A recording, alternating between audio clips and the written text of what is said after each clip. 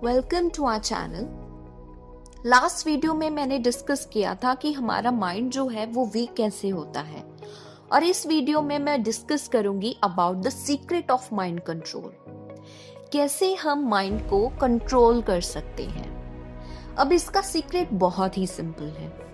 इसका सीक्रेट सिर्फ इतना है कि हमें अवेयर होना है अपने थॉट्स के रिगार्डिंग। हमें पता होना चाहिए कि हम दिन भर में कितने थॉट्स प्रोड्यूस करते हैं और कितनी नेगेटिव है और उनका कितना इम्पैक्ट पड़ रहा है हमारी लाइफ पे। अब इसके दो तरीके हैं।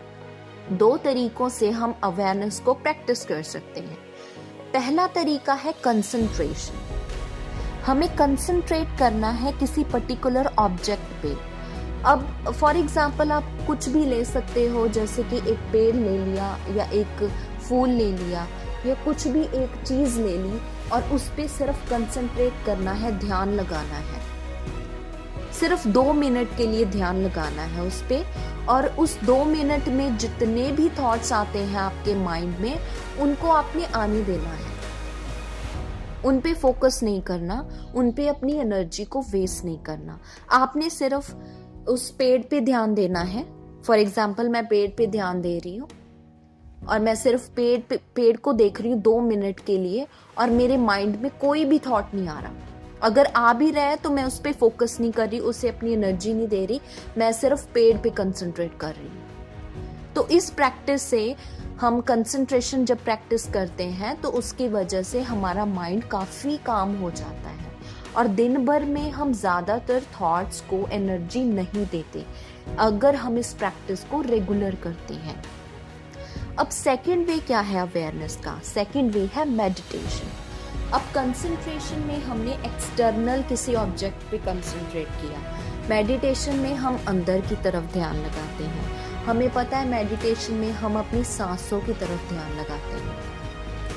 हम अपनी इनहेल और एक्सहेल को फील करते हैं और उसके ड्यूरिंग जितने भी थॉट्स आते हैं हम उनको अपनी एनर्जी नहीं देते। कंसेप्ट सेम है। अगर आप किसी बाहरली चीज पे ध्यान लगाओ, अंदर वाली चीज पे ध्यान लगाओ, कंसेप्ट सेम है। इन दोनों का सिर्फ एक ही रिजल्ट निकलेगा और वो रिजल्ट ये होगा कि आपका माइंड जो है वो शांत हो जाएगा और आप अपने थॉट्स को, अनइम्पॉर्टेंट थॉट्स को एनर्जी देना बंद कर दोगे। अब इससे एक और चीज है, जैसे ही हम अपनी इंटरनल नॉइज को कंट्रोल करते हैं, जो हमारी एक्सटर्नल नॉइज है वो अपने आप कंट्रोल हो जाती है। कैसे होगी कंट्रोल?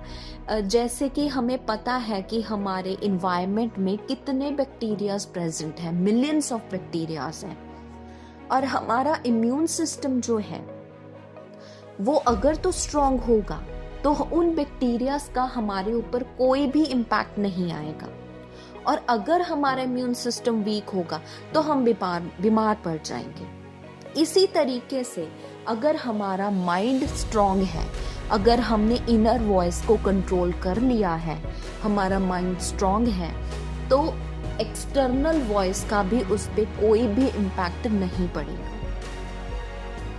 अदरवाइज क्या होगा? इंटरनली हमारा माइंड हर टाइम इतना बोलता है, हम एग्जॉस्ट हो जाते हैं, और ऊपर से बाहर वाली साउंड्स, तो एक टाइम ऐसा आएगा कि हम बिल्कुल ही ज़्यादा डेफ हो जाएंगे। हमें कुछ भी सुनाई नहीं देगा। पार्शली डेफ तो हम ऑलरेडी हो चुके हैं। बहुत जो डेलिकेट साउंड्स हैं वो हमें पता ही नहीं चलती, क्योंकि हमें अवेयरनेस नहीं है हमारे अंदर उन साउंड्स के लिए, क्योंकि हम बहुत ज़्यादा साउंड में रहते हैं। बाहर जाते हैं तो बाहरली साउंड्स में रहते हैं, घर आते हैं तो टीवी ऑन कर लेते हैं, म्यूजिक सिस्टम ऑन कर लेते हैं, बहुत ज़्यादा साउंड्स में रहते हैं। हमें पता ही नहीं है कि डेलिकेट साउंड्स को कैसे सुनना है। तो ये दोनों प्रॉब्लम सॉल्व होंगी अगर हम अपनी इंटरनल नॉइज को कंट्रोल कर लेंगे। So this is the topic. अगर आपको मेरी वीडियो पसंद आई तो इसे लाइक कीजिए और हमारे चैनल को सब्सक्राइब कीजिए।